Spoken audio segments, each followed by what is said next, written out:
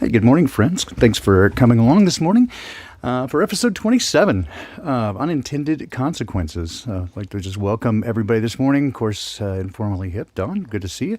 Little Love, Liz, the Iron Maiden, the Iron Realm Maiden, Winston, and Joe Reg. Hey, great to see you, my friend. I hope you're doing well. Sue Finelli, Lewis T, and Dwarf, and Little Love. Just we got the whole crowd here. Well, glad to see again everybody here today, and I hope that if you have not yet made your plans to attend Flattoberfest, do so. I have right here some information for you, flattoberfest.com. Of course, you can join up and hang out with us there. I'll be making some of this delicious coffee. Give me just a moment here. Fuck, man, that is good. All right. I think it's my third cup so far. But it's really good coffee. So I'll make you some coffee. I might even do a little noodling. So if you get a chance, go to flattoberfest.com and make your plans to join us. That's coming up on the 24th of this month in Greenville, South Carolina. So hope you're on board with that. Well, we have I hope a great time for you this morning. Kind of getting back to, so again, there's, well, I'll put it this way. This whole channel kind of came up almost by accident. It was, again, Unintended Consequences, and thus the name of the channel. Originally, probably most of you met me or heard of me for the first time on Crow 777 radio, way back probably a year or more ago. Episode 154, I think, was the first one I did, 154, and then 156 as a follow-up, looking at the surveillance state. And initially, I had... Actually, Crow and I had talked about doing an episode on water, which is I've been researching for, oh my gosh, better than 2 years now, and still haven't gotten to the bottom of it because it's so deep. I know I keep saying that. The jokes aren't going to get any better, I promise. But it is a really fascinating topic, and still haven't gotten to the end of that because I haven't figured out a way to put it in just 2 hours. So I probably will just start doing it on this channel. But after that, developed a friendship with Crow and, of course, Jason Lindgren, Rose, and so it became a kind of a regular panelist on Secrets of Saturn, which happens Wednesday night on the Secrets of Saturn channel.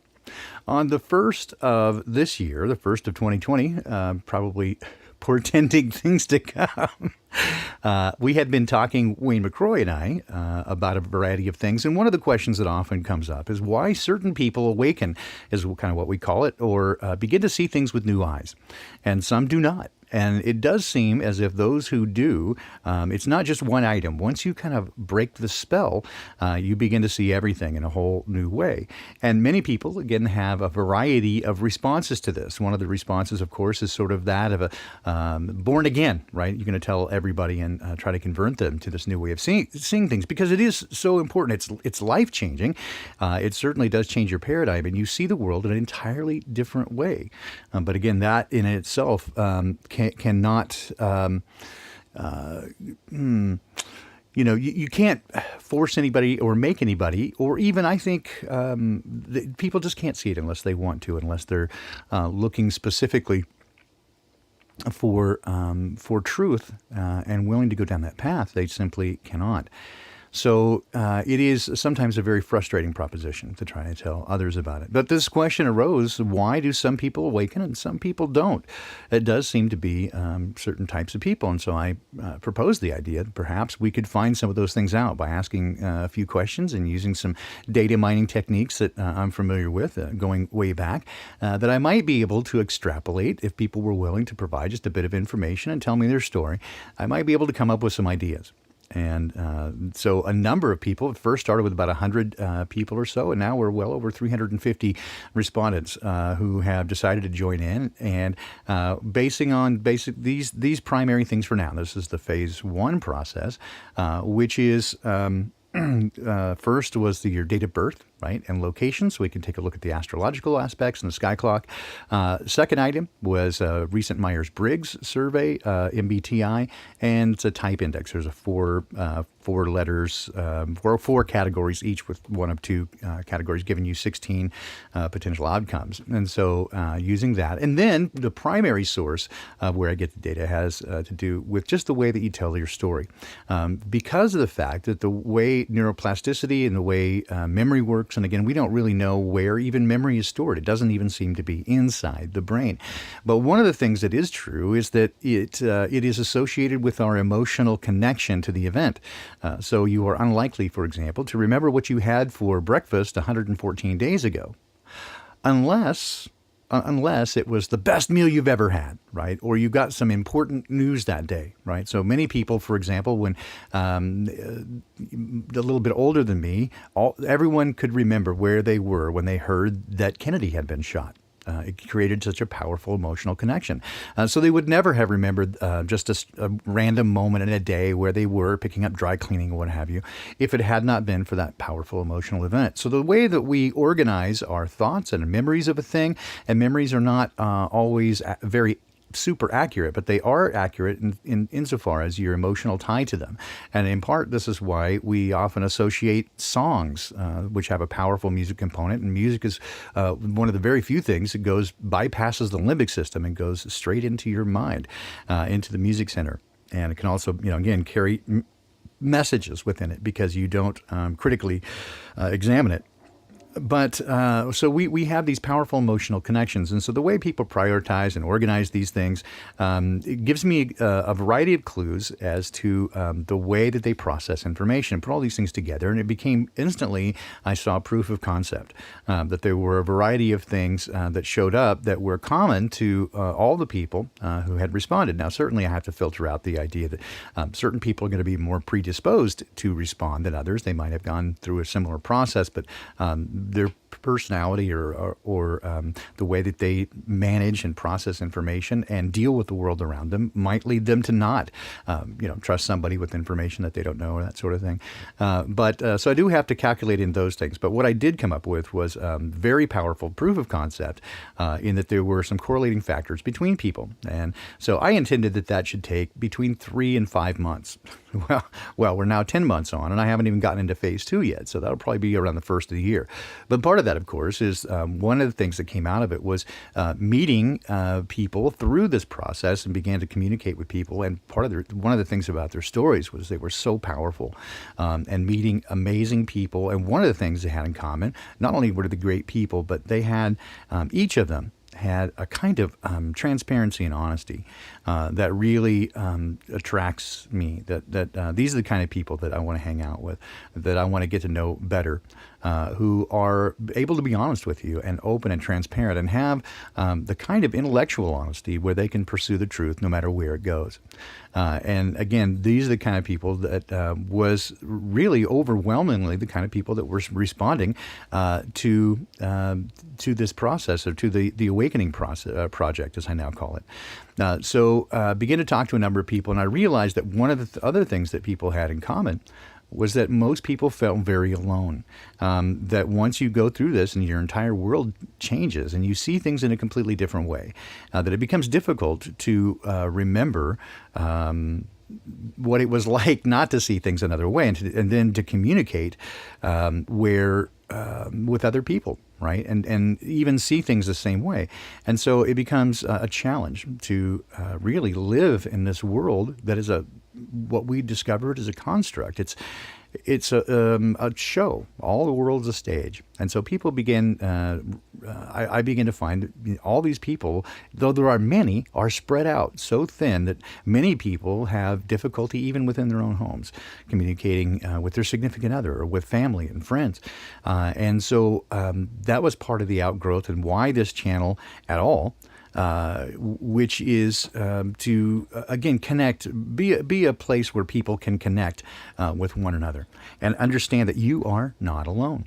Well, one of the people that I began talking to with frequency, a gentleman that I met in the UK named David, and he's a fascinating guy. We have many things in common in that we're both musicians, or at least I'm a failed musician. But we're fascinated by all the things around us. And one of the things about David that's really unique is not only is he a sky watcher, but he's also legally blind. And you're like, well, how does that work exactly? But thus the name of this show, 2020 Vision, and this idea that you may have already heard and seen the quote. It's in Mark, it's in the book of John as well, but where Jesus said that you hear, but you don't understand. You look, but you don't see. But he's also quoting scripture that's also appears in Jeremiah and Ezekiel and Isaiah, this idea that people can look but just not see. So with that, I'd like to spend a little time this morning with David. And David, are you with me, my friend? Hello, Arthur. Hello. It's great to have you with us. So, David, how early on did you respond in the Awakening Project? How was it? Very early? So I announced it in January. Are you with me? Hang on a second. I hope I didn't lose him. Whoop. Are you there? He was there. Hang on. So it sounds like he's calling back. Hang on. We'll try this. I will just dial him back here. Let's see. Hello? Hello. Are you there with me now? Hello? Hello? Gosh, you were there. It says, okay, cool. I'm going to try it again.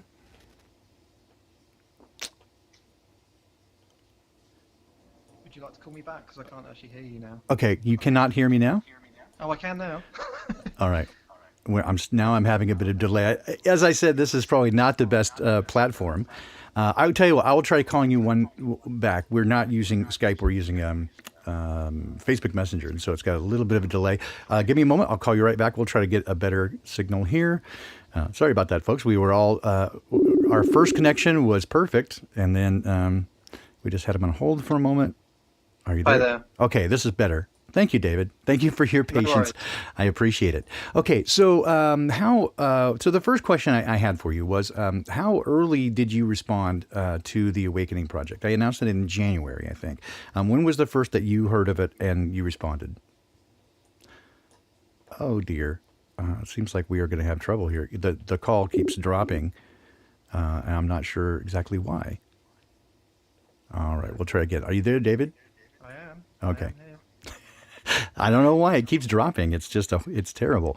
That's the beauty of doing a live interview. Okay, so I hear a little bit of a delay on my voice. Is your audio okay? Mine sounds good. Okay, I'll just do this. Tell me in the chat if you hear that delay. If you do not, I'll just deal with it. Whoop, it dropped again. Oh my goodness gracious. Well, this is frustrating.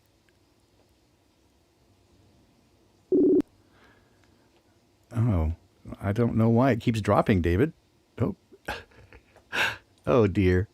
I'm going to have to try something else. All right.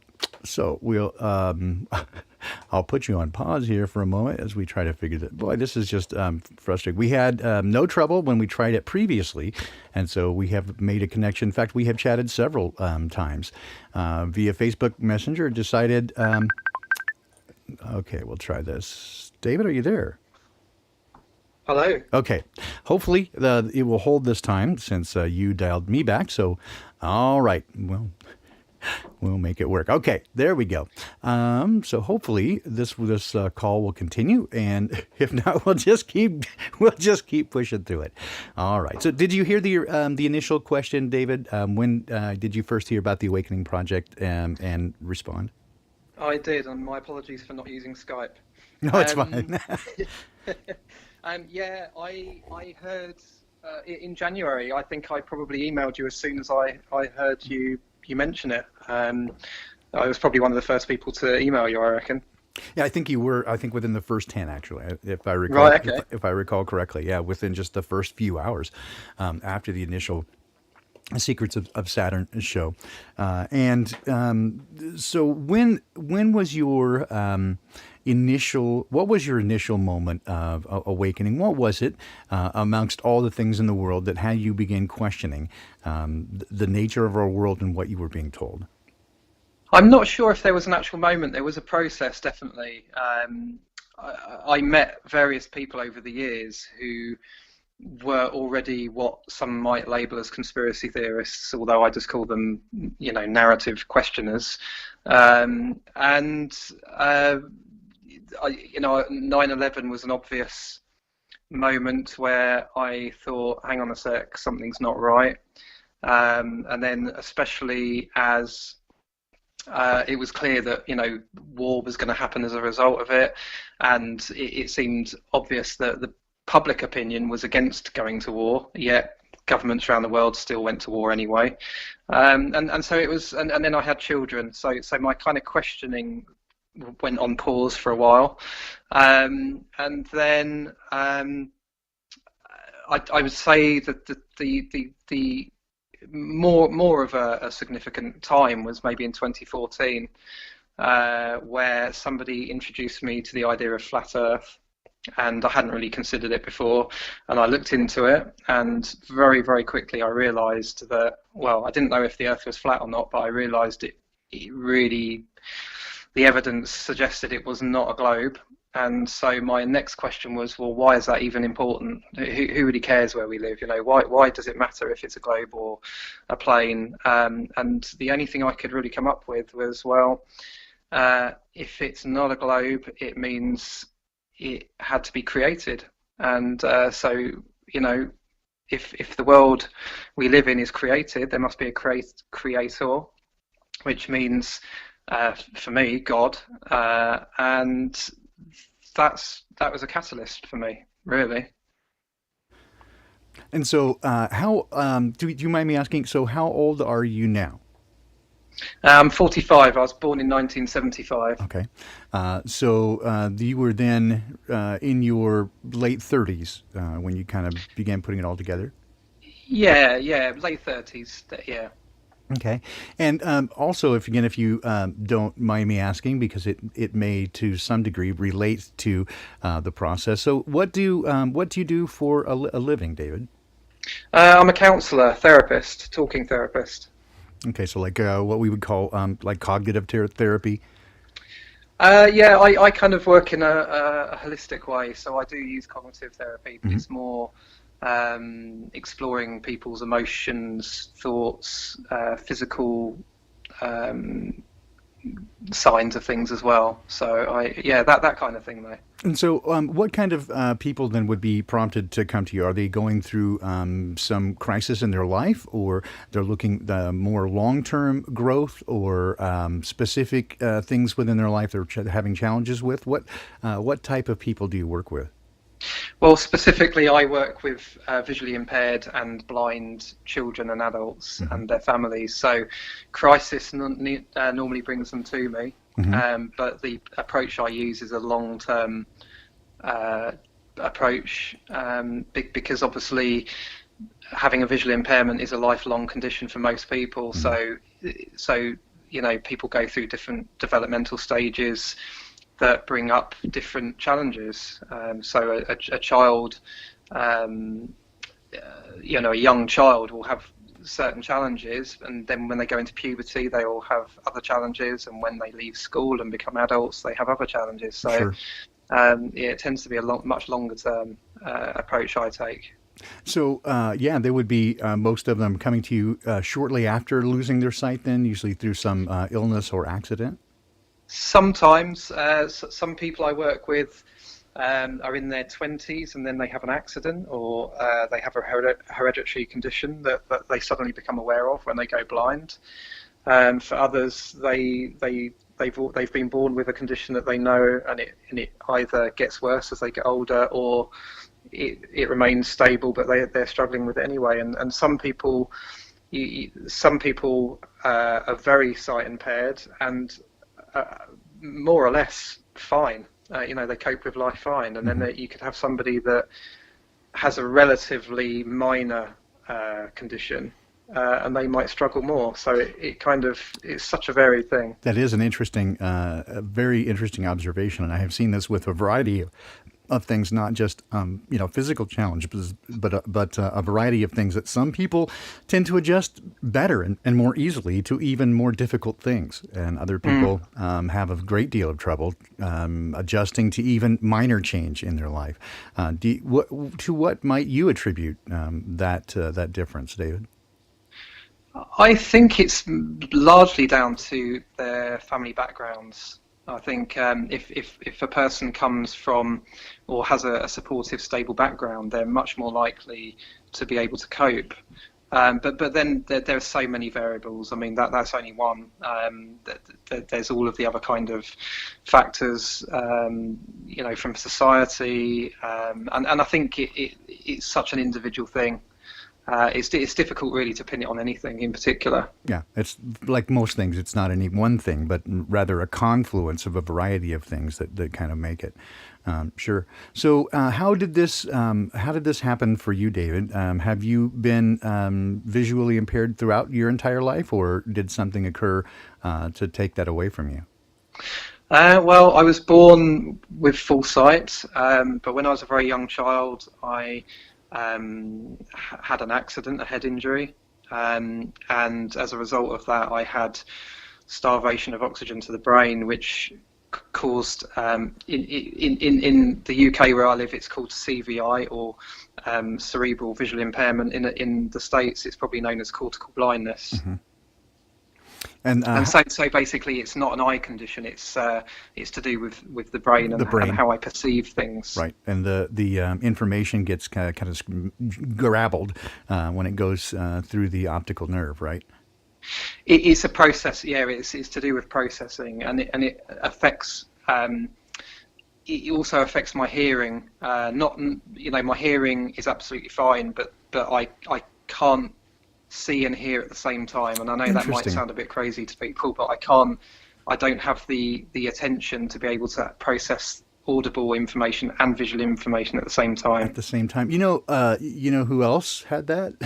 At least that's what we're told. Again, with historical records is difficult, but Mozart, apparently as a child, struggled badly to both see and hear things at the same time. And when he was listening so closely that he did not even visually see at all. Like Yeah. he turned his vision completely off to be able to hear more closely. And there are stories of him passing a church and hearing some of the mass music, and then going back home and playing it. And it was church music that was, dedicated to the church, and so he was in trouble for having stolen the music. Right, somehow still stealing the music, and in fact, they were going to arrest him as a child, and because they thought he had somehow thefted the music. He's like, no, I just heard it and played it back. And they're like, impossible, right? This is one of the stories that's told about him. Again, it's difficult to know, certainly which of these stories are true or not, but it is a good story. How old were you when this occurred, David? Well, I believe I was about 18 months old. Oh, So very young. Okay. yeah. Okay, so no real memories then of a fully No, sighted world. no memories of sight before, and so I've grown up with the eye condition, or with the way that I see things. When I was 16, I had bacterial meningitis, which made my sight worse. So I was kind of registered in the UK as visually impaired up until that point, and then once I'd had this meningitis illness, I was then registered blind because it had the high temperature I had during the illness damaged my brain further.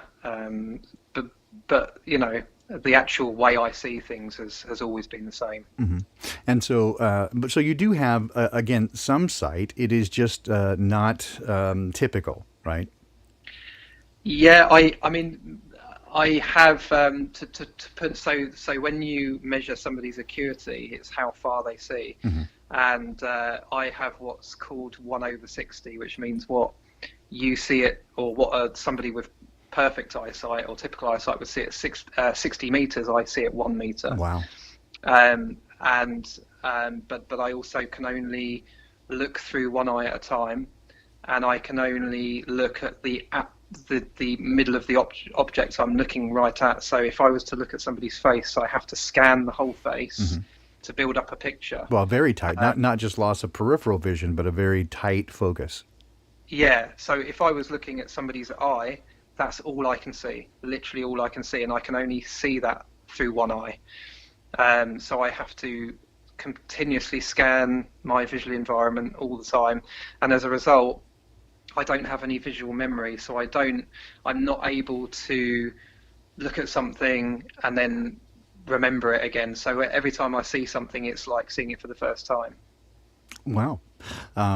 So that's got to be probably a bit frustrating, but also maybe fascinating. I mean, you could look at a piece of art or something and appreciate it all over again. Well, yeah. I mean, I spent the first half of my life being completely frustrated and very confused because I didn't have a way of explaining it to somebody. I had no context to compare it to. So when somebody would say, "Oh, what can you see?" It's like, "Well, what can you see?" You know, I had no way of being able to describe to somebody why, if they made, you know, so when I was at school, for example, they used to make my my work bigger. They used to photocopy my written work and blow it up for me, and I still couldn't read it. And they were like, "Well, you know, it's big enough now. Why can't you read it?" And I couldn't explain to them why I couldn't read it. Whereas now I can. I can tell you that I can only read one letter at a time, so I have to put a word together. And if the writing's too big, the letters are too big for me to see, and if they're too small, they're too small. So it's kind of I have a very good way now, probably, of being able to understand, to the best of my ability, what you can see or somebody else can see, so that I can compare it, so that I can describe it. So, but I would think, at least I could imagine, that this would also give you a way of looking at things like, I know for sighted people, or in fact, it probably goes with just about any of our senses, that once we get accustomed to a thing, right, and this is part of the limbic system, you begin to use pattern recognition, and you begin to store it with groups, right? You group it and it goes into a certain thing. And after a while, you don't really pay close attention to it anymore because your memory fills in the blanks, right? There's a lot of things that get filled in the blank. And this is a fascinating thing, for example, with visual response, in that sighted folks who see an object that is very, very similar to something else, they can actually experience it in a different way. For example, if you misread something, you see a sign at a distance and you think it says, donuts, but it says dog nuts, right? But you actually experience it in the way that you perceive it, because literally the limbic system changes the information as it's coming in because it's grouping it somewhere. So your actual experience of it is different. And I would given from what you've told us, what you experience is not that way. And it might give you a way of looking at things, for example, the sky, in a way that other people wouldn't experience it because you're seeing it with new eyes every time you look. Absolutely, yeah. I mean, I'm very aware, actually, just from researching my condition, how it kind of works, and the brain is not capable of taking huge amounts of visual information in, so it kind of makes up the rest. And you know, that's you know, Formula One race drivers, the speed in which they drive around the track is so fast. There's no way the brain could comprehend in real time what they're doing, so they have to build up a memory of the track, and so they're anticipating the turns before they get to them. Yes. And whereas my sight doesn't work like that. Like, you know, my brain doesn't have nearly enough capacity to even do that, really. So everything I see is in real time, but it's interesting because I can only take in a tiny bit of information visually in real time.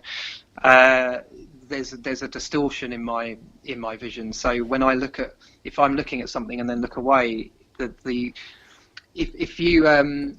way I would kind of describe it is with slightly older technology. When it came to digital cameras, you would see it like a robotic movement as the camera is moving around, that's kind of how my vision is. As I'm looking around, it's robotic, so it's almost like a frame and then a frame and then a frame, so there's no fluid motion in my sight. The flicker rate threshold is very different. That's what we would call flicker rate threshold, and which is what motion pictures are based on. That they're actually still images that are moving at a frame rate that exceeds what most people's flicker rate threshold is, which is about 17 for humans.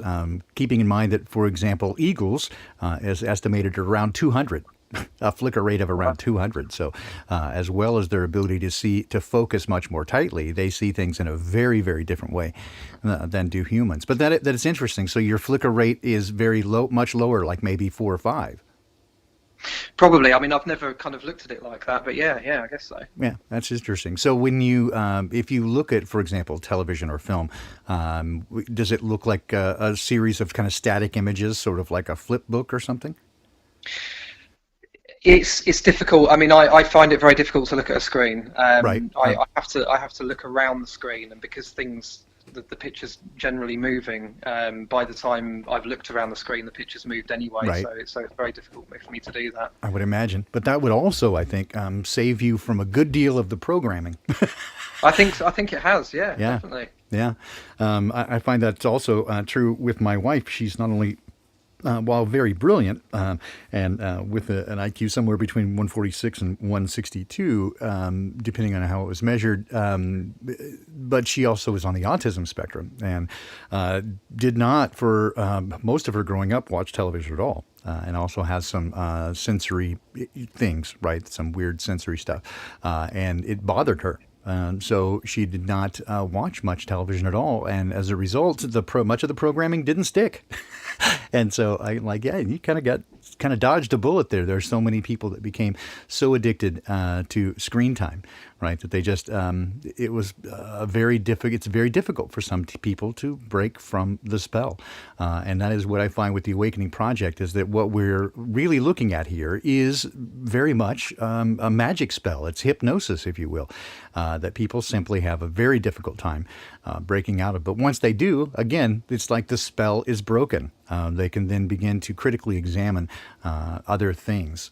So with this, when you began to see things, and again, you said one of the big ones, of course, it is for, I think, most people a process. It's not just one thing, but there is usually a kind of a turning point, one thing that sort of, that once they accept that is a lie and what those implications are, they can much easier then begin to look at other things.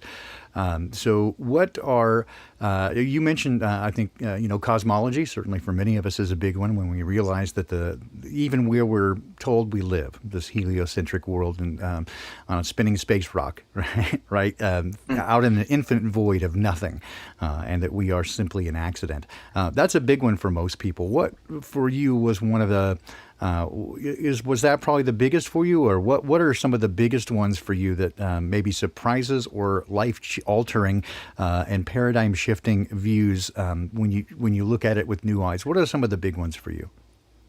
Well, I mean that was definitely a defining moment. Before that, I'd been caught up in. I'd started going down rabbit holes, and I was caught up in the whole, UFO alien stuff. And I started listening to various people like Stephen Greer, who I immediately realised was a fraud. Yeah. Sorry for anybody that's a Stephen Greer fan. But I could just tell by the way he was talking so incessantly fast. And his presentation, yes, is a giveaway. Yeah, exactly. And I think for me that is such an advantage I probably have because of my lack of eyesight. I pick up a lot on how people talk. It's not just I can tell by people's tone of voice, the pauses between their words, their breathing. There's all sorts of things that I've become highly attuned to without even realizing it. And certainly a skill that would come in very handy as a counselor, I would think. Absolutely, and that's probably where I've developed a lot of those skills, because I've been doing it for over 20 years now as well. But I think that the whole when I got into the whole flat Earth thing, that was definitely the catalyst for me, and then everything after that just seemed to make perfect sense. Mm-hmm. And again, to me, it was the question of, well, why is that so important to hide that from us? And then the only answer I could really come up with, well, if there's a creation, then there must be a creator, and that must be what they're trying to hide, is the creator. And so I was thinking, and then everything after that, to me, was, well, everything just seems to be the opposite of what we're being told it is, and history is a lie agreed upon. The world is a stage. Just from that moment onwards, everything I looked at, everything I heard, I just looked at in a different way. And yeah, the puzzle pieces start to come into place. I was going to say the puzzle pieces start to come into place, right? You get to, like, when you're doing a puzzle, perhaps something you don't do because of the visual nature of it. But when a lot of people start with the edges, right? You take the edge pieces and put those together. It gives you a frame, and then you can kind of fill in everything comes easier after that. And it does seem, from what you're describing, that's very similar to this entire process of awakening. Is once it kind of clicks, everything becomes, all the pieces start to fill in. Absolutely, yeah. I mean, the jigsaw puzzle is a good analogy, actually, for that, and that's definitely what's happened. And as time's gone on, from shortly after the kind of flat Earth type scenario discovery for me, I started listening to Crow, and I was totally hooked from the very first time I heard him, and and also Jason as well, when Jason joined, and all of the guests, including you, that I listened to, I just thought were absolutely fascinating. And every single episode I heard just reconfirmed, and ever since then has just reconfirmed all of the things I'd started to realise. And now everything I see, everything I hear, I just kind of have this sense of, well, that's a lie. I'm not saying everything's a lie, but everything, I tend to try and look at it in a neutral way. I don't just assume it's a lie. I just kind of take it and think, well, there's two sides to that, and look at both sides of it. And that tends to be how I look at things now. Yeah, you certainly don't take anything at face value, right? And you become skeptical of everything and just run it through the process. And it doesn't necessarily mean at the outset people are lying to you, but certainly you become, you take the merits of the content rather than just on the goodwill of the person, I guess. Absolutely, yeah. I mean, it's. I think question everything is what I live by now. Yeah. That's certainly a great axiom for most of us. And again, I think just about everybody here listening now would probably be, again, in the same, on this very same page with that. Once we begin to question things and, again, put those pieces together, not only is it much easier to fill in the middle section of the jigsaw puzzle, but, since you mentioned Crow, of course, as he says, you smell something burning in the kitchen, right? For me, it's a pattern recognition thing. Once I began to see the nature of what is largely, again, it's like stage magic. It is misdirection is one of the biggest ones that I see, which is, hey, look over here. pay no attention over here. And when you begin to see the same sorts of things roll out, whether it's in news or, quote, science or history, all of them seem to use similar patterns and really rely on human nature. And that's one of the things I find fascinating, again, talking to you, David, is that because you work in counseling, and I have as well, that you get a sense, again, of how people describe things and what's important to them, and when they're telling the truth and when they're not, and when they're trying to convince you of something, and what's very important to them that you believe them on some things. It starts to stick out very quickly, and you can just, as Crow says, you can smell it. Absolutely, and what I tend to find is you just need to question the motive of somebody. If somebody's got something to gain from what they're telling you, that's the thing that you need to start looking at. And that is something specifically that most people, it seems, who struggle to wake up, that those folks around us that we try to awaken, one of the first questions they ask is, well, why would they lie? And it's almost with incredulity that I look at them and go, why would they not? I mean, people will lie to get a 5-cent discount on something to buy at the store. right? They'll certainly lie for all kinds of reasons, even to have you think that they paid more or less for something. The people lie for all kinds of reasons, and certainly money and power, influence and control. Those are some of the highest things that people strive for. So why in the world would they not? You Absolutely. should expect it, right? It's like, well, that you should expect those in positions of power to lie to you. It only seems obvious, and And the interesting thing is, before the C word virus, which is what I kind of labelled it right in the right, beginning, if you'd asked people before that, do they trust their government? Most people would have said no. Whereas now, if you ask people that, they run a mile. yeah, They don't want to hear that's their you source, saying things like that. right?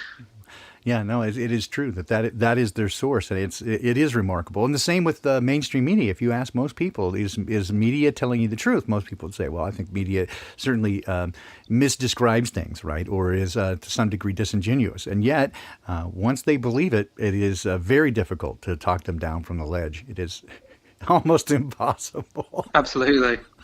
So when you began to see things differently, now you said again you were at this time. Were you already married by the time you began to see things anew? Yeah. So I've been with my wife since 1996. Okay. So yeah, we'd been together. We'd had. I mean, when 9/11 happened, that was kind of just before we had our first child. And the two most important things in my life at that point were my newborn baby and the fallout from 9/11, and because I was starting parenthood, and life was changing for me, and I just graduated from university, and all sorts of other things were going on. Mm-hmm.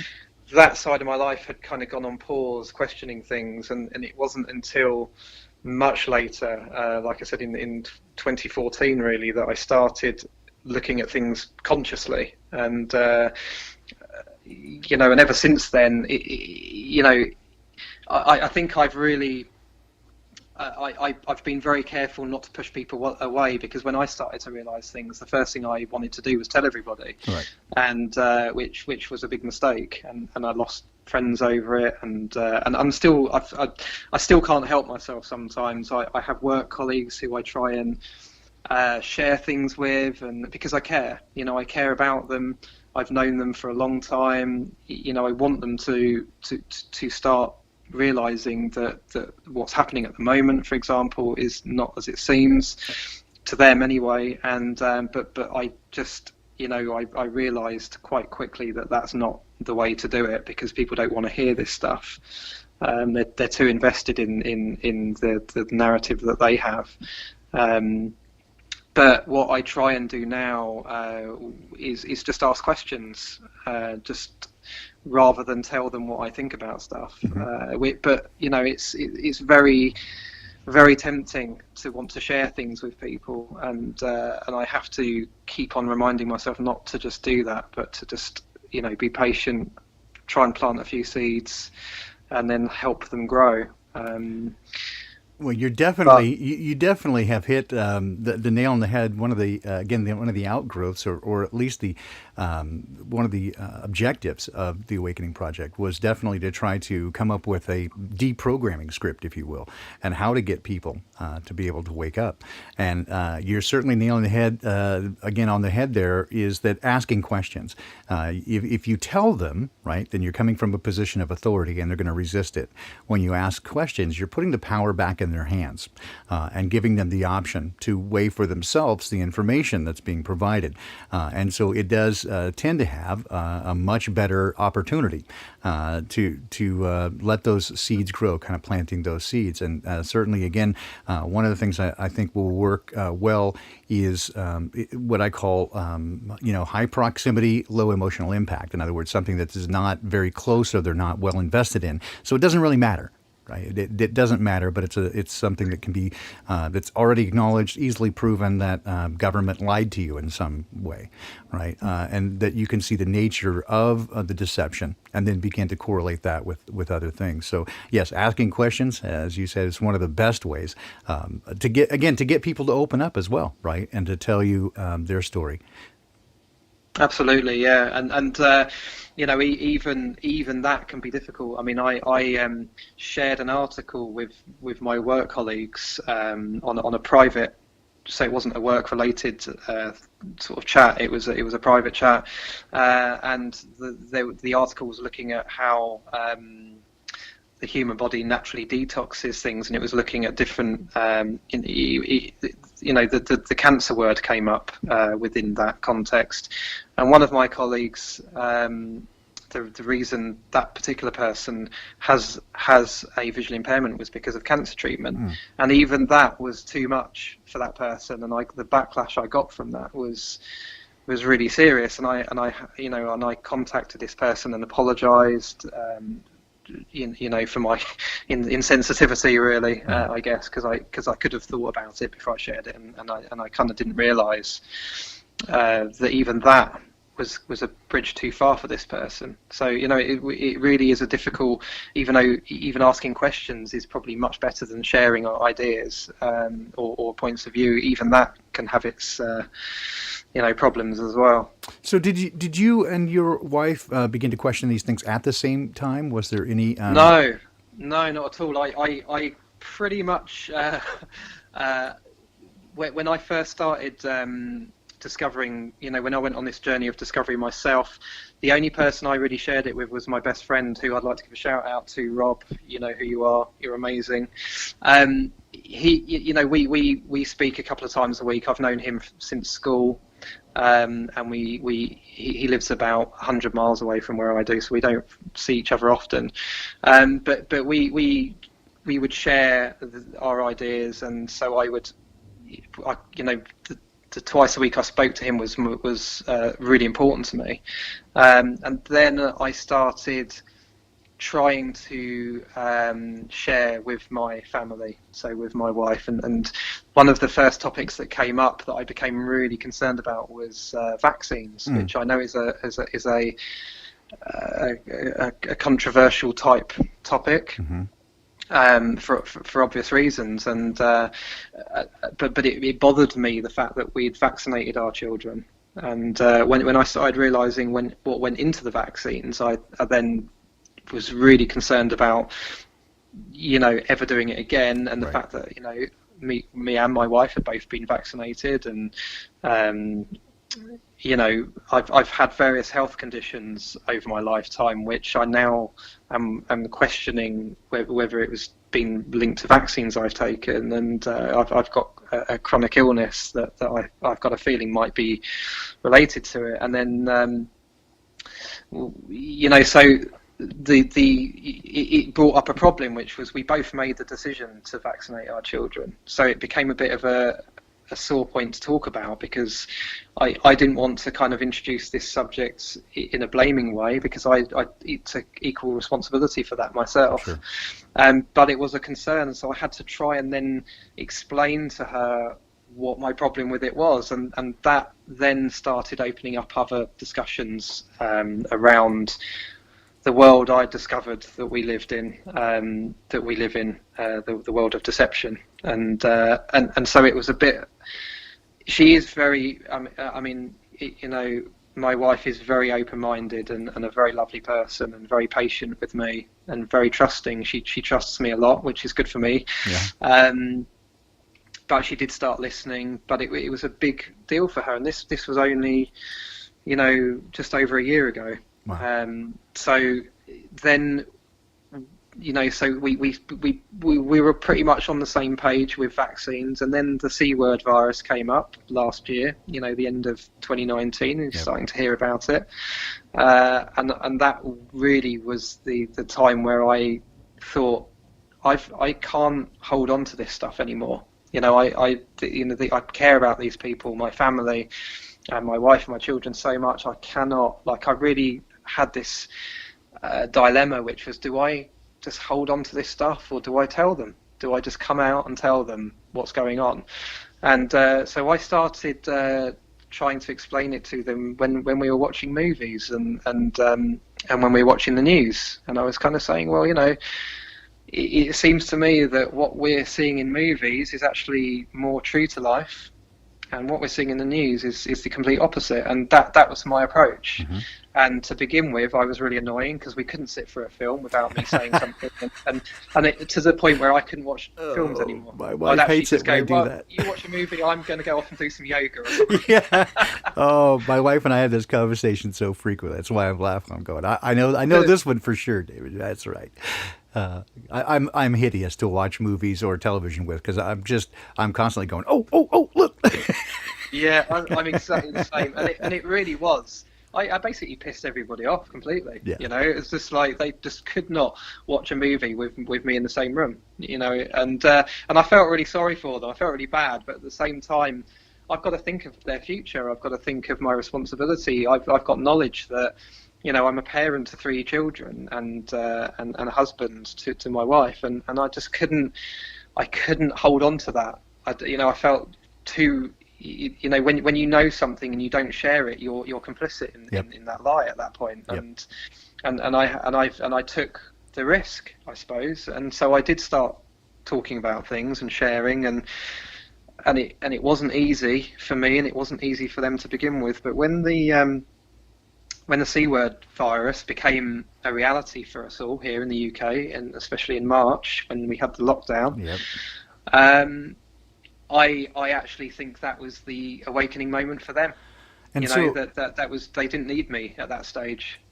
And so you and I have talked on several occasions about how that particular thing, the most recent events, the C word, what I call the beer bug, has affected the world around us, and specifically at your work. You and I have talked at length about that. And then what about the other things? Have you had conversations with those at work about the other deceptions, history, and science, and the nature of our world?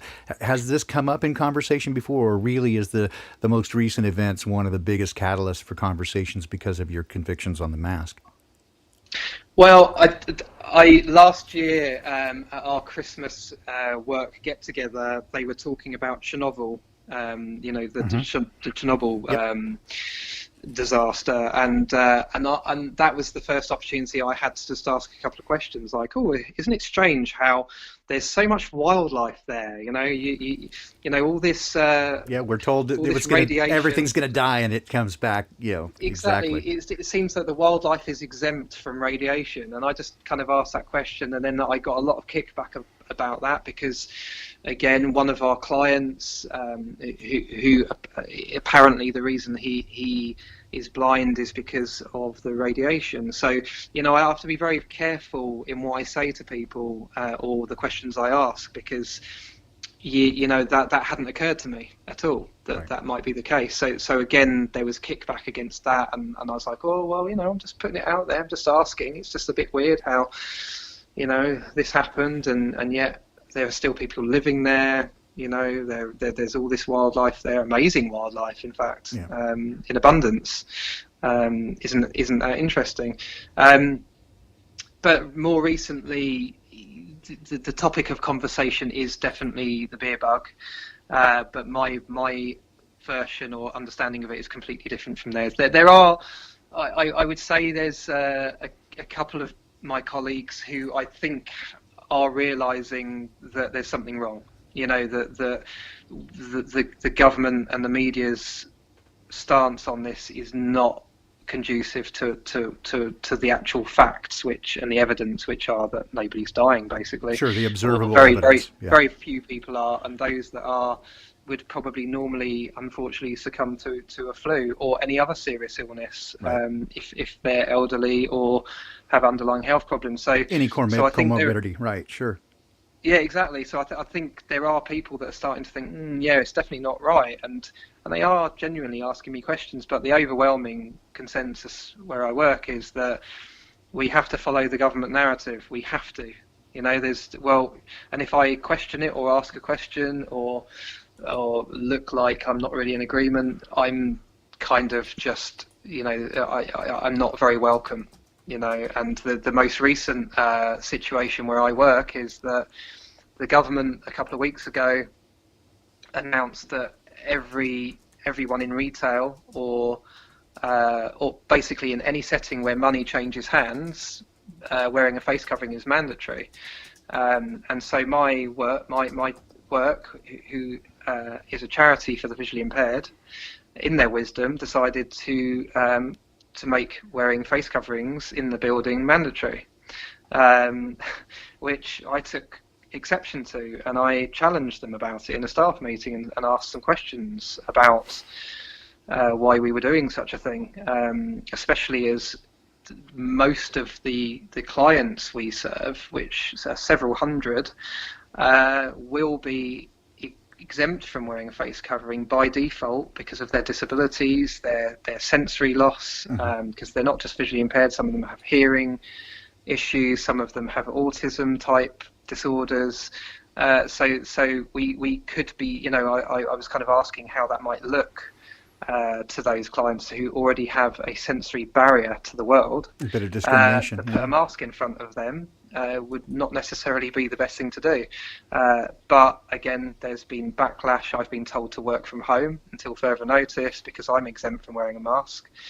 So I'm fighting that at the moment. So I've actually been signed off sick by my GP for stress, because it has caused me a lot of stress, because rather than supporting me with that exemption, they've basically told me I can't come into work. And they're supposed to be a charity for supporting visually impaired people. Was that difficult to get from your doctor? Because I've heard that many people, especially in the UK, have really fought and had difficulty getting their doctor to sign off on that. Well, absolutely. I approached actually my wife approached our GP several months ago, and she told my wife that the government have told them not to write letters for people because there are so many variables within the categories they've given for exemptions, because obviously everyone's unique, that they would be inundated with people asking for letters, so the government have told them not to do it. So I wasn't expecting my GP to be supportive in the way he has been, but he listened to what I had to say, and then he wrote a letter on my behalf, asking my employer to think about the legal ramifications of what they were doing, and insisting and assuring them that I am exempt and that I don't have to tell them why. Outstanding. And, that's a little miracle right there. Yeah. Yeah, absolutely. I mean, I'm so very grateful to him for doing it. He really didn't have to do that at all, but he obviously understands my my background, and there's. To him, there was an obvious reason why I can't wear a face covering, and I have health grounds for not wearing one, but it's more of a psychological reason for not being able to wear one, regardless of what my opinion is about it. It's something I can't do, and I've never been able to put anything over my face or around my neck because of the accident I had, and so. And I might just add to this that my employer actually knows this, and so the line they're taking is discrimination as far as I'm concerned. Wow. So that's I'm all about the greater good. I don't want to do anything like take legal action against them unless I'm forced to, because I'm leaving it to them to do the right thing, and I'm encouraging them to do the right thing. I've been very polite. I've been very welcoming. I've said that I will make reasonable adjustments to help them make the right decision. So I'm hoping that they do, and I'm praying that they do. Yeah, you and I are very similar in that regard. I really don't want to be that guy, right, and bring any legal or litigation against anybody. I really want people to do the right thing and give them every opportunity to do so. It is, and good on you for that. I mean, again, people have different ways that they choose to approach things, as we've seen, with for example, the mask situation. Some people, like Rose, are very much opposed to them, right? Won't wear them anywhere and thinks somewhat less of people who do. And I'm a bit more I don't know, phlegmatic about it, I suppose. Is, I'm pretty compassionate toward people, and I understand that some people feel they're scared that they're going to lose their job or whatever. I mean, I've had to wear one for 10 or 15 seconds a day when I have to go in and check in the morning now, and it's required in the main office. Of course, I also moved my office to in the warehouse, so I wouldn't have to interact with people, so I could avoid the situation almost entirely as well. And I know people who don't like that, and they think I'm a shill because I put one on for just a few seconds a day. But I don't have any other source of income, right? And it's not just me. I have responsibility. I have to take care of my wife and family, and so I have to consider them as well. I don't have any other choice. If it were just me, I might approach it differently. But certainly, again, I'm in the same mindset as you. It's just to try to give people the opportunity to do the right thing. Many times, and in fact, I hate to say most of the time, they do not. They choose otherwise, and they mistake kindness for weakness. But that's unfortunate. But I do. Again, you and I have kind of had a little bit of this discussion, not in depth, but a little bit of discussion that when it comes to these things, we prefer to let Dad handle it and just guide us directly, and it's not really our choice to tell anyone else how to deal with it themselves. So.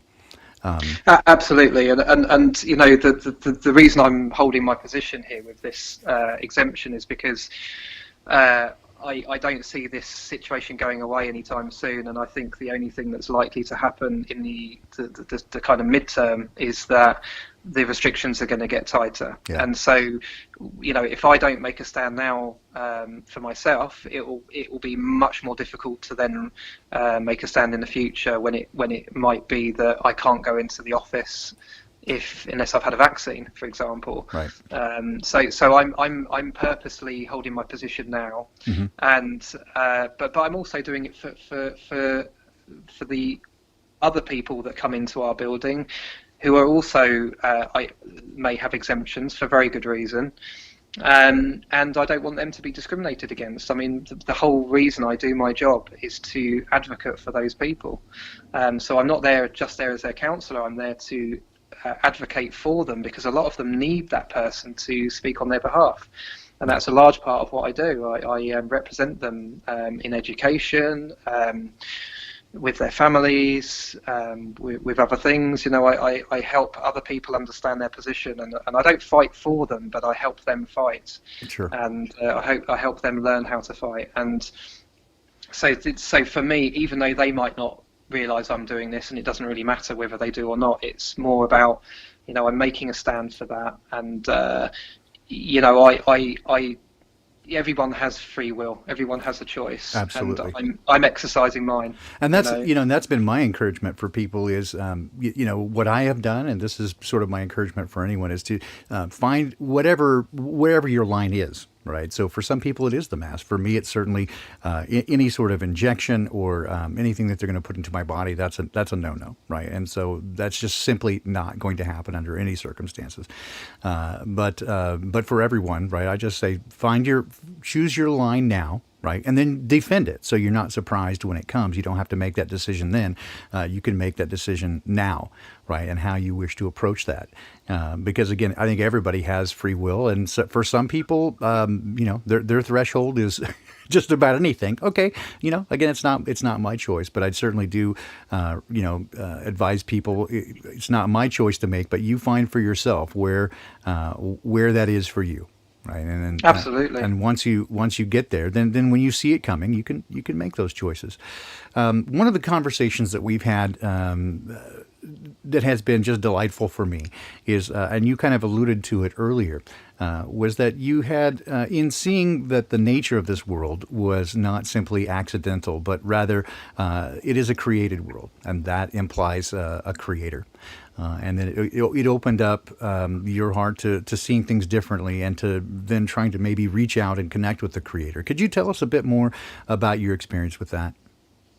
Absolutely, yeah. I mean, I remember our conversation a few weeks ago, and I was telling you that I'd kind of discovered Christ, but it wasn't through Christianity. Yeah. I was brought up. I was adopted shortly after my accident that I had, and I was adopted by a very lovely white middle class Church of England family, and I haven't got a bad word to say, and I'm not knocking any of that. But it is important. It's relevant to the life I've had, and probably the outlook I have now. When I was a child, I went to church every Sunday, and I went to Sunday school. I was confirmed, and had a relatively I had a role in that situation, but it was more because that's what my family did. It was just that's what we did on a Sunday. Mm-hmm. Went to church. I didn't particularly enjoy it, but I kind of saw that as well. That's what I have to do. And then when I was old enough to be left at home without going to church, I decided not to, and it was because I just didn't really, even though I agreed and have always taken on the moral kind of side of Christianity, I never really connected with the whole deal. It just didn't really feel very real to me, and I couldn't relate to it. I saw how passionate my parents were about it, but it really didn't connect with me, and so I kind of in a way rejected it, and but very much valued I very much respect and valued my parents' choice in that, and my parents are very for want of they're good people. They're genuine good people, and they think they're doing, and they are, they think they're doing the right thing a lot of the time, and but it just never really sat very well with me, the whole religion side of it, and but later on, I always felt that there was or is a some kind of thing bigger than me, bigger than us, and I did feel that I had some kind of spiritual sense, and I think partly because of some of the difficulties I've had in my life as a result of the accident I had. I really, when I had the accident, maybe I shouldn't be here. I don't think a lot of people would be here after what happened to me. I don't really want to go into it, just out of respect for various other people that might hear this one day. But I think I defeated death, put it that way. Yeah.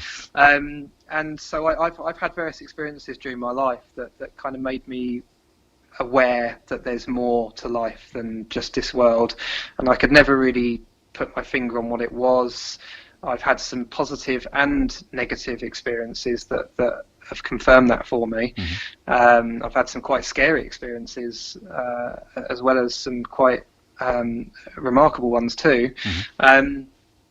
But more recently, since the whole flat Earth situation, and discovering, okay, well, this just confirms for me that there's a creator. For me personally, that's what I kind of came to, and the importance of hiding it from us just confirmed it even more to me. But then through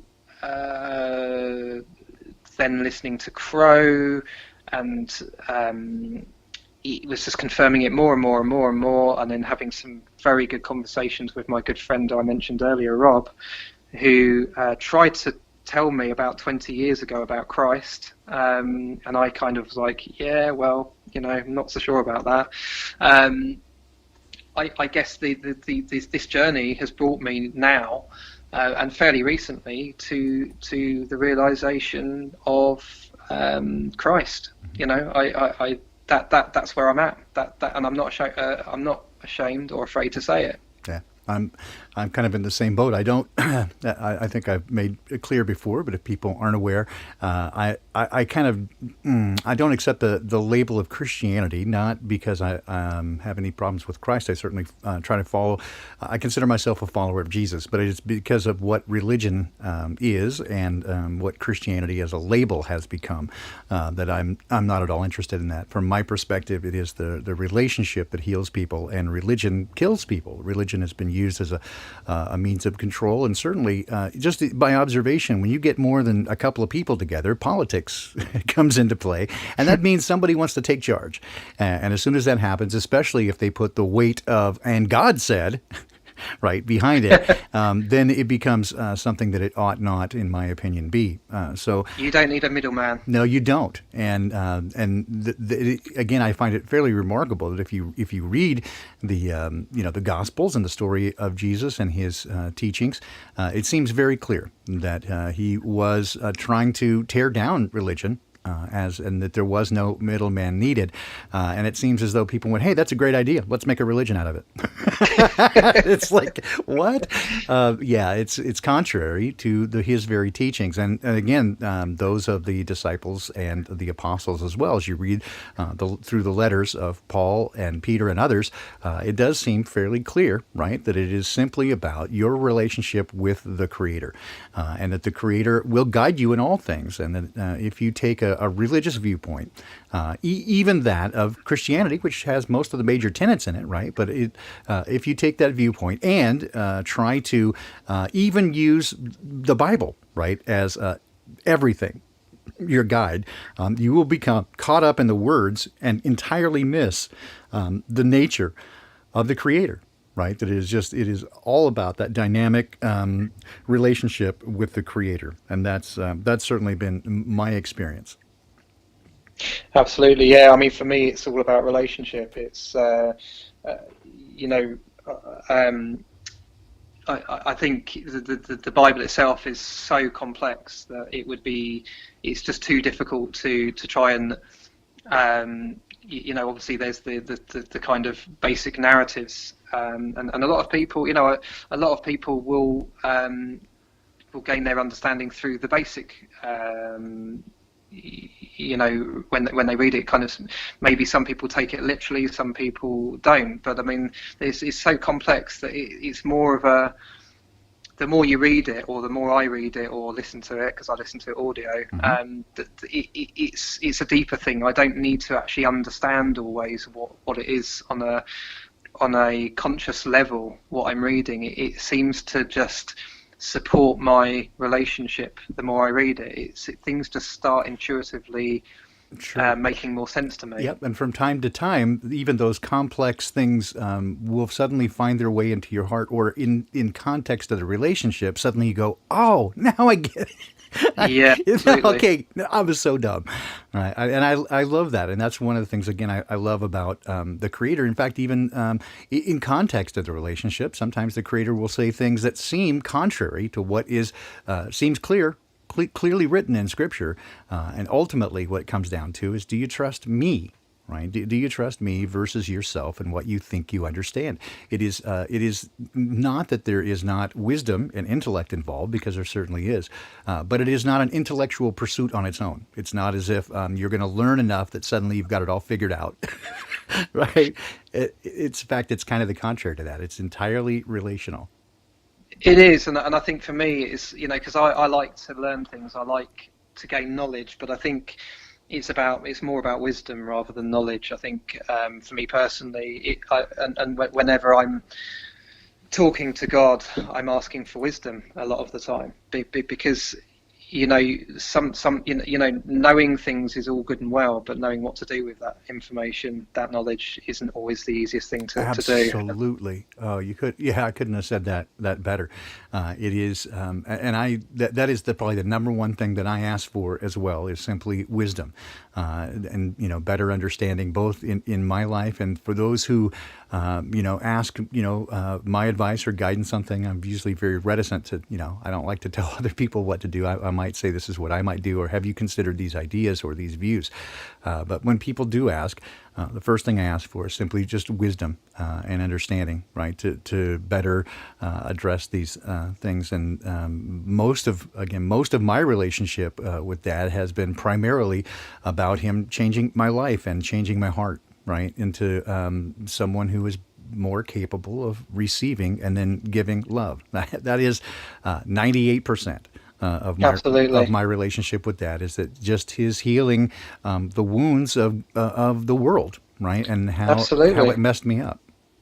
Yeah, and absolutely, and I think what's happening at the moment in the world is to me, it's very easy to label these people that are doing certain things as evil, and to to try and push back against it. But I think for me, it just creates more choice and more possibility. You can either feel negative and assume bad things are going to happen, or you can make a choice. Well, do I want that to happen like that?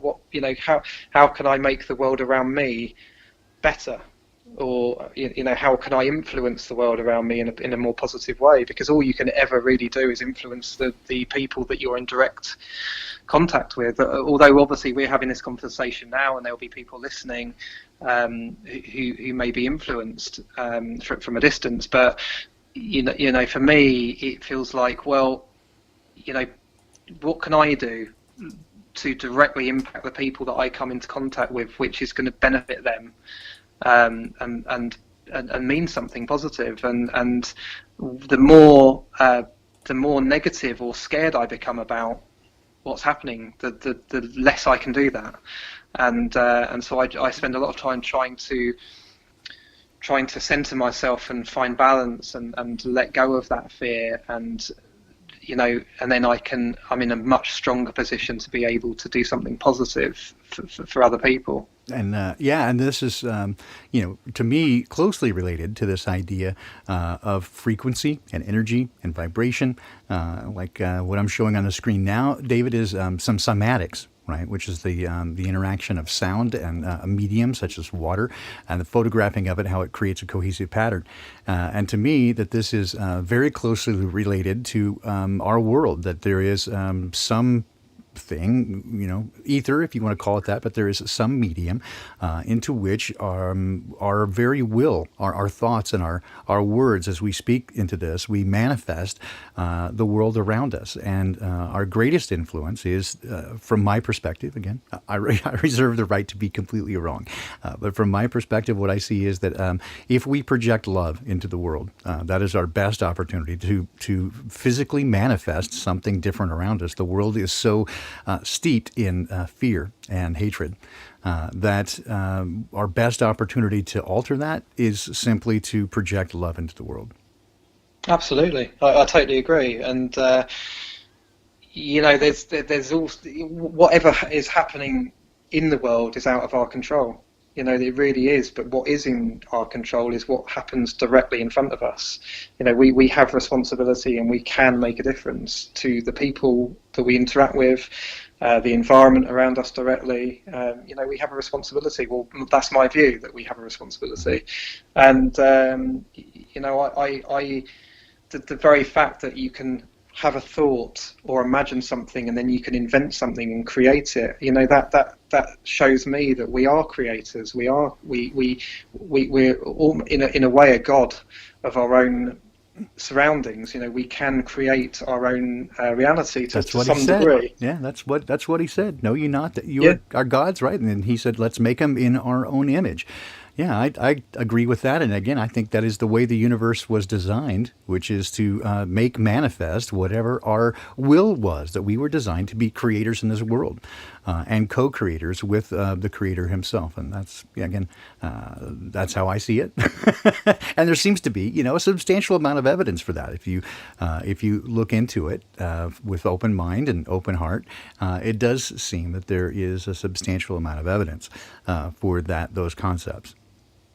And I think you said something really important there. It's about opening your heart as well as your mind, because your mind is only so good. Your mind is also limited, and if you open your heart as well, there's a different perspective there. There's a different awareness there when you open your heart, and a lot of what I've experienced is through the heart, not the mind. Yes. Exactly. And to me, that is, again, the primary nature of it. I've said before that nobody got introduced to the Creator because they lost the argument. Right? It's not that kind of thing. It is like any other relationship. You get introduced to them and you come to know and trust and love them over time. And to me, that is, again, that's how I've described the what the purpose of the Bible is, not only to give us a great deal of wisdom. I think there's a large amount of wisdom contained, again, even at the exoteric level, right there on the surface. This is why I do Ancient Wisdom for a Modern World on Sunday mornings, just reading from the book of Proverbs. There's an enormous amount of beautiful wisdom there, just on the surface. But that overall, it is an invitation to come into relationship with the Creator. It gives you a little background, starting in Genesis. Here's the setup. Right? Here's where you are. You were born into a war, whether you want to be or not, and there are sides being chosen. And the war is not for control of the world, but rather for your heart. The battle for the heart and mind, and you are the prize. And it really, your choices are everything. And so there is an opportunity to be in direct relationship with the Creator of all things. And if you take that opportunity, everything else will make sense over time, right? It's like you don't have to figure it out. Once you get into that relationship, everything will become clear over time. I agree. I think, before my kind of recent understanding of things, my endeavors were all about what's happening in the world, like what do I need, what can I do, whereas now my awareness has kind of taken me to a place of, well, there's a much bigger thing going on here. There's more at stake. The kind of spiritual endeavors here are much more important than what happens here. What happens here is obviously very important and a vital journey because it teaches us about what's important, and it teaches us about the difference between love and fear and all of those things, and what can happen as a result. But for me, it is about the war here is for our spirit. And I hope that more and more people will start to realize this, that you can only push back so much against what's happening in the world, in a worldly way. That there's so much more at stake here. And if for me personally, it has become a situation where I'm thinking, okay, whatever I do, whatever I think even, is going to have an impact. And I need to take responsibility for that. And I need to make sure that what I'm doing is genuine, comes from a genuine place. It's not that I just feel like I need to do something, otherwise something's going to happen. And so it's a case of knowing that whatever I do is going to make something happen. Yep. And so what I need to do in a responsible way is make sure that my intentions are for the best possible effect on other people, the people around me, the world at large. It's kind of that's my kind of take on it anyway. Yeah, it's interesting. I had a recent conversation, it was kind of a random sideline on social media recently, just in the last few days. And maybe, it's kind of funny. I don't have many, heroes anymore, especially those in the entertainment world. But I have been involved in the music industry for a very long time, know a lot of people. And like many of us, I was affected by the recent death, the reported death, I'll put it that way, of guitar player Edward Van Halen. Largely because it's, being my age, it's something we grew up with. And I will say this, he certainly made growing up in that era more fun. Absolutely. It was a lot of fun listening to the joy with which he played his instrument. And he's not that much older than me. Maybe I think he was 11 years older than am I. But it certainly brings, the idea of mortality. The older I get, the more friends I lose. I just had to look at it for a moment and think, well, I've got, as my wife and I were talking, and we met each other kind of later in life, just about 10 years ago. We haven't been apart even a single night. So when I go to Flattoberfest in a couple of weeks, it'll be the first time that we've spent a night apart since we've met. Wow. In any case, so it occurred to me that, I only have maybe 20 years at best, maybe less, to do something that I would consider of value in this world beyond some moderate material success back in the day, and then lost all that. Right, I've lost everything I had at least 3 times, and even recently, about 5 years ago, we went through some very difficult times. In fact, we're almost homeless, and so it appears, at this point, it's just going to be a race for survival to the end. There's not going to be a lot of easy retirement or anything like that. Those options went away. But for me, right, it's I feel like I was given so many gifts and opportunities that if I do not do something, right, to be able to present back to my Creator when I stand before Him, what did you do with what I gave you? And if I do not provide return on His exorbitant investment, right, that the shame of it will be too much to bear. And so, I feel this ticking of the clock that I'm, as you said, there's responsibility. And the understanding that I am not really responsible for others, but I am responsible for me. And if part of that is, as stated, Ezekiel 33, that if you see danger coming, and you're the watchman on the wall, and you see it coming, and you say nothing for fear, right? And people are harmed. Their blood is on your hands. And yet, if you speak to them and they do nothing and they don't believe you, then your hands are clean. You've done what you could, and you cannot be responsible for their choices. But it is your responsibility, at least, to speak of what you know. And so that's kind of what motivates and drives me, right, is I feel like responsible for these things that I'm coming to learn and know and understand, that if I do not speak up, right, then I will have some explaining to do.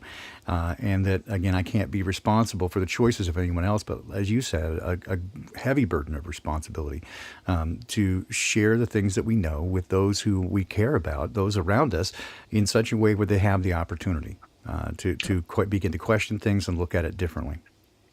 Absolutely. And one of the things with this whole C word beer bug thing for me is I've never felt so alive. I've been on the emotional roller coaster, like I'm sure most people have, feeling very apprehensive and concerned about things, and then feeling very focused. And I've never felt like I've had more purpose in my life as I do now. And I was given a second chance at life. I really was, and I have taken that for granted. I really have. Right up until relatively recently, I feel like I really did take my life. Although in the early parts of my life, I felt a bit of a victim as well, because I was unwell, and I grew up with some real difficult health challenges and disadvantages because of my sort of limitations, and so I kind of was in a bit of victim mode for quite a few years, and then I went from that to rebellion and to no one's going to bully me ever again, and so I became a little bit of a bully myself at times, and I'm quite ashamed of that, and but I do see it for what it is, and I realised that it was just a reaction. It was me protecting myself. But now I see myself as, well, I got this second chance at life. I need to do something meaningful with it. My life has been given to me. I must be here for a reason, and so now I try and listen for what that reason is. I ask for guidance. I ask for forgiveness. I ask for the wisdom to know how to be in the best possible way for myself and others. And I feel like I've been given a gift, and even though I still do feel quite apprehensive about things, and I am still concerned about things, I also feel that I've been given an amazing opportunity here to do something meaningful, like really meaningful. Yeah, I totally agree with that. And I think some people around me, in close proximity, are actually a little surprised because everyone is so fearful here. I'm in Seattle, which was one of the early outbreak centers, right, and it has been kind of on the forefront of some of the more draconian measures in the United States regarding the response to this. Our governor has done many what I consider illegal things, and certainly there's no legal backing for what they've mandated. And so as people get, and many of them again are just terrified from what they read in the newspaper, here on television, even though there's no, as you said earlier, no firsthand evidence of it. Very few people know anybody who's gotten it. Even those who might have relatives, distant relatives, they were all either elderly, right, had underlying conditions, and yet they're being told that this is what took them out. So as people respond in a fearful attitude, and my response has been sort of anything but, and they're like, how can you be like this? And as I see these things happen, and certainly this year has become, almost an epithet in itself. Like, hey, how's it going? Yeah, everything's gone 2020. It's become its own sort of phrase. But I feel, in a way, as you said, more alive than ever, because from my perspective, I see things happening, and it's not just in the old, the same rut that it is, and it's ever grinding, slowly sinking, right? It's like as though suddenly the ship is tilted up, right? And it's there is something happening. So it is to me, I don't know, I'm excited. Like, I get to watch what appears to be a major transformation in our world. It probably will get worse before it gets better. That's my understanding of it. But it certainly does seem as though things are happening. Absolutely. I think the world will never be the same again. That's for sure. But it doesn't have to be doom and gloom, as far as I'm concerned. People have free will. People have the choice. Everyone has the choice to either do as they're told or not. And I know people are scared, and I know fear. I know what fear does. I know how it works on a physical level. I one of the things I do is teach mindfulness, which is to step away from emotion and to see, so that you can stand back from afar and see things with a different perspective. So I know what fear does, and I know how it works with the fight and flight and all of that stuff.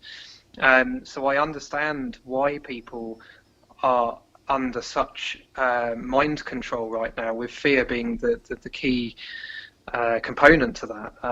But we do have a choice, and if people realise that actually one person can make a difference, because if everybody made that difference, Yes. things would change. Absolutely. There's nothing is. I don't think there's anything set in stone. I think we have the ability to choose the future that we're heading into, and I know when we get to the 21st of December and the year starts drawing to an end, and there will be a new beginning. We are perfectly able to create that new beginning. Yep. There's no. I say there's no excuse not to. I know that people. Again, are under mass hypnosis at the moment. It's actually quite basic, simple psychology that's being Yes. used. It's very clever, but it's Yes. also very simple. Yep. And I understand how people have become programmed and have fallen into the traps they have. But we have a pretty easy way out of this. But everyone has a choice at the end of the day. Agreed. And I think, I do find it fascinating that, again, the polarity that we see here is not love and hate, but love and fear. That to me, fear is the opposite. And again, this is something that's said in Scripture, that God did not give us a spirit of fear, but of power and love and a sound mind, and that perfect love casts out fear. And one of the very first things that all of these heavenly beings, when they would show up to speak to mankind, is to say, "Fear not," right? Don't be afraid. And so I think there's again an enormous amount of power in that, and those do seem to be the two polarities that people are either afraid or they operate from a place of love and compassion, and that is the most powerful position to be in, because true power doesn't lord it over people, right? That is fear, that you must control others because you're afraid. Real love lets it be, and this is why I see again the answer to so many people saying, "Well, if it's a loving God, why doesn't He come down and fix everything?" Well, because He's powerful and He's love. He's the very definition of love, and He gave you the power of choice. All right, and so we have as a species, we've made certain choices, and that must run to its end. If He took it back, it would never have been a gift to begin with. right? So, yeah, Absolutely, and I think we're taught in we're taught to fear death. We're taught to see death as the end, yes, and because we see death as the end, we fear it, and which means we then fear life. We fear the decisions we make in life, and yes, if you fear death, of course you're going to fear life. But if you don't fear death because you see it as a part of life, as a natural inevitability, then there's nothing in life to fear apart from what can happen if you don't embrace it and you don't embrace it genuinely. exactly, right. And I have heard it said that some people spend so much of their life trying not to die that they never really live. And that is so true, right? That people never really learn to live because they're trying not to die, and it is again it is that fear of death, and that is going to drive so many people. I think in the next few years, there is going to be such a powerful aversion, not only to death but discomfort, right? That you lose your job, you lose your position in society, you lose your ability to do these things if you don't conform and comply. And we're beginning to see the edges of that right now. And that many people, again, if they're threatened with death, they will certainly comply immediately. And I have said before, don't threaten me with a good time, right? Because when I shuffle off this mortal coil, I know the next face that I will see, right? Whether I have to wait for that over some time or whether it's immediate. There are people who have different ideas about that, and to me that doesn't matter because I know the next face I see will be that of a very good friend. And I have no fear of what comes next. So that is one of the greatest places of peace and comfort and joy that I think that you can have in your life is that with that relationship with your Creator, there is no need to fear even what seems the ultimate end, which is death. It is not the end. It's simply a doorway to meet your friend. Absolutely, and one of the things I've learned over the last few years is that I used to place a lot of my security and in what I had, and like you, my family and I were made homeless a few years ago, and I never expected that would ever happen to me. Never would I have imagined that would happen, that the five of us would literally not have a home. And we were very fortunate that we somebody put us up for a while, and then eventually we had to relocate from the place we'd lived for the last 20 years, and now I live in a place I'm really happy with, and but my value has changed. What I value, and if I lost my house now, it wouldn't feel nearly as difficult as it did a few years ago, because the importance I place on these material things is less than it used to be. Of course, I value having a roof over my head and warm water and the comforts, all of those comforts. I'm not saying that I don't value them, because of course I do. And but it doesn't scare me. It doesn't scare me to lose those things like it did before. And I desperately fought to get a decent place to live and those things that I had before, and I've got them back now. But if I lost them again, I would give them away. I would literally give them away now, just to be able to have a roof over my head. It wouldn't bother me. The possessions I have, it wouldn't bother me to lose them now. They don't really mean anything to me. I mean, I've got lots of very lovely things, and I feel grateful. I know there are people in the world that have hardly anything compared to what I have, but those things don't really mean the same as they did to me. What's important to me now is the safety of my family, and the love that I have for them and that we have for each other. And as long as we're together and as long as we survive, that's the most important thing. All of those expectations, all of those things we thought we were heading towards, they don't really mean anything anymore. Agreed. And again, having lost everything more than once, right? You learn that things are just things, right? And ultimately, again, the only thing you can take out of here is who you are, right? And your relationships. That's really it. And so to me, those are the most important things to invest in. And those are the most valuable things, is the relationships that I develop with my Creator and with others, and my character.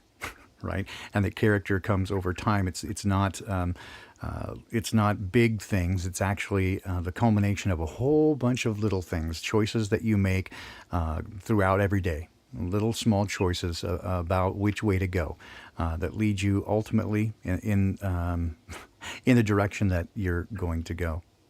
David, we've now come kind of to the end here. I see that we're kind of, we got to kind of wrap it up here pretty soon. It almost as if the time just hasn't passed at all, David. It's always such a pleasure talking to you, and it just fills me with joy to see again your spirit and how wide open you've become just in the short time that I've known you.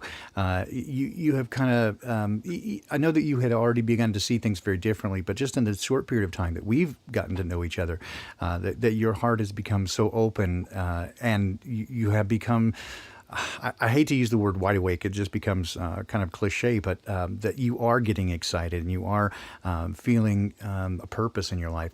I just can't tell you how much I love to see that. It's just so exciting to me. No, it really means a lot to me, and I'm so grateful that you reached out to me. And I'm so grateful for the opportunity to come on here and talk with you, and for other people to hear the conversation. And you've been part of that process for me, and I've told you before. I obviously valued, what you kind of presented on Crow, and I was really intrigued by that, but then when you sort of like started your own YouTube channel and reached out in the way that you have, that's been part of my process. That has been part of my journey. So I really value you, and I'm very grateful for you as well. I'm so delighted. Thank you, David. And again, that offer really is open for anybody if you want to need somebody to talk to. Right? I have a very crazy schedule, and so I can't always promise that it's immediate that I can get back with you. David can confirm this, but ultimately I do. And you need to drink a lot of coffee. Don't yes, you? I do. I drink a lot of coffee, and I have very crazy hours. But I do, again, very much value the friendships that I have made. Some of them even kind of say virtual or across the world, but it doesn't feel that way at all. It feels like we're all together in this. And if we had met, in the same room, we would just know each other at a distance, right? We would all be drawn to one another. And this is in part why I'm so excited to finally get to meet some of you folks coming up at Flattoberfest in just a couple of weeks now. I know that I'll meet Sue Finelli will be there, and Winston and a few other folks, as well as Cami Eisling 17, and a few Flat Accord Music and a few other folks that are going to be there. So I'm so just excited about that. Dave, if there's anything that you wanted to leave people with, advice you wanted to share, or just anything you wanted to leave, what would you want to tell folks? Be the change you want to see in the world. You have the power to do that. You don't have to leave it to somebody else. You can open yourself up to God, and God will shine His light through you. I don't really know what else to say apart from just love is the key. Anything that is not love is not God. No, and I agree with that 100%. I have said before. And also for anybody that I'm probably friends with some of you on Facebook already. I'm David Leonard on Facebook. So if you see, that's who I am. So if you want to reach out to me and chat, I'm more than happy. I've got to know loads of people on Facebook. I'd love to know you all in reality to be able to speak to you. But I'm always open. If anyone wants to private message me or give me a call, do it. Outstanding. I love that. This is, again, it's been quite a journey, I think, for all of us. And certainly it has been for me, for myself, sort of coming out of the shadows. And, I have always kind of really guarded my privacy, so to speak. Even in some ways, I still do. I'm not, I don't make a big deal out of it. And I know many people, know who I am personally. It just kind of doesn't matter. I don't make, take any crazy steps to prevent it. I'm just a regular guy, goes to work every day and tries to do well for his family. But I also, again, have this increasing desire to try to, as you said, be the change that you want to be in the world, and to really manifest love in the world as best we can. And as David said, and I have always encouraged people, right, that again, I'm just a guy. All I can say is talk to Dad. Right. If you want to know things, ask for wisdom. He said that if anyone lacks wisdom, let him ask. And so I don't have anything really, special or groundbreaking to tell you, other than you can have that relationship if you want. Right. And it's just easy to do. Just listen very closely. And it says in Scripture, and I totally have seen this to be true in my life, that He never turns away a broken heart and a contrite spirit. That if you have a chip on your shoulder and you want to challenge and you say, prove it, He's probably less interested in that. But if you really want to reach out and you need that comfort in your life, He is quick to respond. And we'll do more of that. I've got perhaps a special treat for you folks tomorrow as well. If you want to come back and join me tomorrow morning at 7 a.m. Pacific time, again, UTC minus 7, for Ancient Wisdom for a Modern World. And then at 5 p.m. Pacific, and that's 8 p.m. Eastern Time, Wayne McCroy joins me again for Sola Scriptura. And so we'll do the next full episode as well. David, I'm going to drop the call real quick to wrap it up, and I'll call you right back afterwards just to say thank you. But I do want to say thank you from all of us again. You've been delightful to talk to as always. And you're a remarkable individual, and hope we get to see each other in person soon. I hope so, and thank you so much, and thank you to all for listening. Thank you, David. I'll call you right back. All right. So again, everyone, thank you so much for being here, and would love to see you again tomorrow. Ancient Wisdom for a Modern World. Again, it's reading through Proverbs, and I'll spend a little extra time with you tomorrow morning. Got some stuff in mind, and then also tomorrow evening, join me again with Wayne McCroy for Sola Scriptura. Sorry, I got a little distracted there with all the stuff going on. I will leave you today with another old song from, let's see, this is from Joe Ray and I from, let's see, what era was this? It would be 1992, I think, is from when this came along. So I hope you guys enjoy it, and we'll see you again soon. Hope to see you again tomorrow, and next week we'll be back for more Unintended Consequences. Thanks again.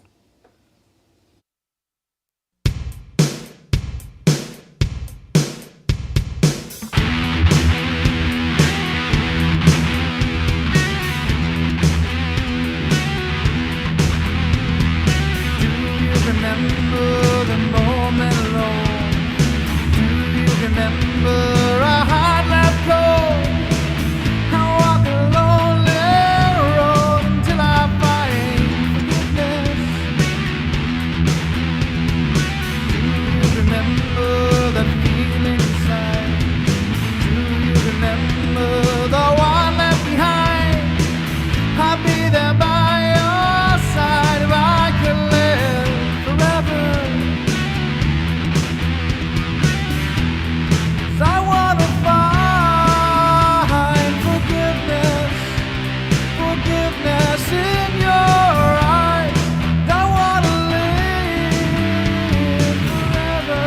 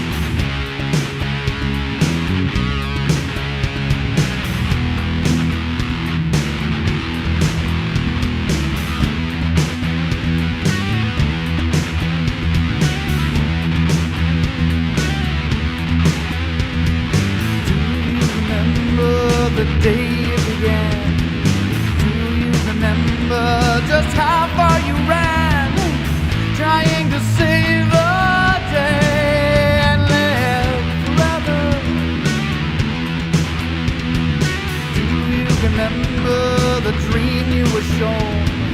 Do you remember the peace you